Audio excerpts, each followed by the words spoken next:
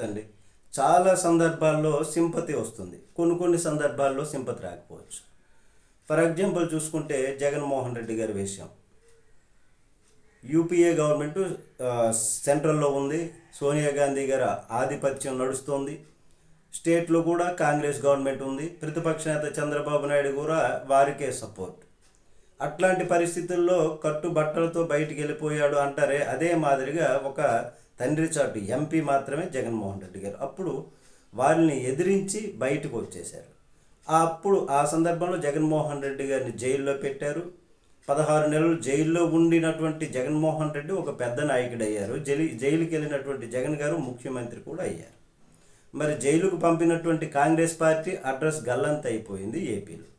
రేవంత్ రెడ్డిని జైలుకు పంపించారు ఓటుకు నోటు కేసు విషయంలో. జైలుకి వెళ్ళినటువంటి రేవంత్ రెడ్డి సీఎం అయ్యారు, జైలుకి పంపించినటువంటి కేసీఆర్ ప్రతిపక్ష నేత అయ్యారు. చిదంబరం హోంమంత్రిగా ఉండి అమిత్ షా గారిని జైలుకి పంపించారు. జైలుకి పంపించినటువంటి చిదంబరం ప్రతిపక్ష నాయకులు అయ్యాడు.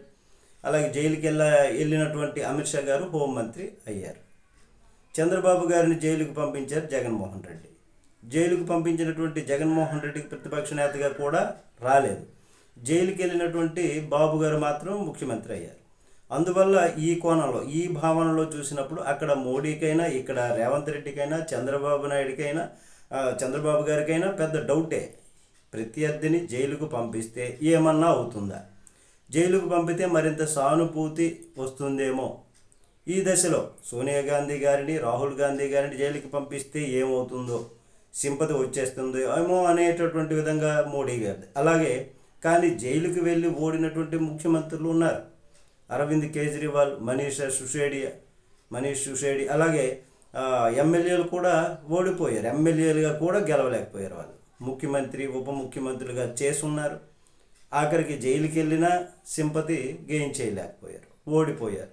కాబట్టి ఇక్కడ జగన్మోహన్ రెడ్డి గారు, చంద్రబాబు గారు, కాంగ్రెసు జగన్ గారు, కేసీఆర్ గారు, రేవంత్ గారు, అలాగే అమిత్ షా గారు, చిదంబరం గారు, ఈ నాలుగింటి విషయాలలో చూస్తే జైలుకు పంపినటువంటి వ్యక్తి ఓడారు, జైలుకి వెళ్ళి వచ్చినటువంటి వ్యక్తి గెలిచారు. కానీ అరవింద్ కేజ్రీవాల్, మనీష్ సిసోడియాలు మోడీ గారు జైలుకి పంపించారు. కానీ ఢిల్లీలో బీజేపీ గెలిచింది. వాళ్ళు ముఖ్యమంత్రి, ఉప ముఖ్యమంత్రి పదవులు దేవుడెరుగు, కానీ కనీసం ఎమ్మెల్యేలుగా కూడా గెలవలేకపోయినటువంటి పరిస్థితి. అంటే దీన్ని బట్టి ఒక స్టాండర్డ్ ఫార్ములా అంటూ రాజకీయంలో ఉండదు అనేటటువంటి విధంగా అనిపిస్తోంది. నమస్తే.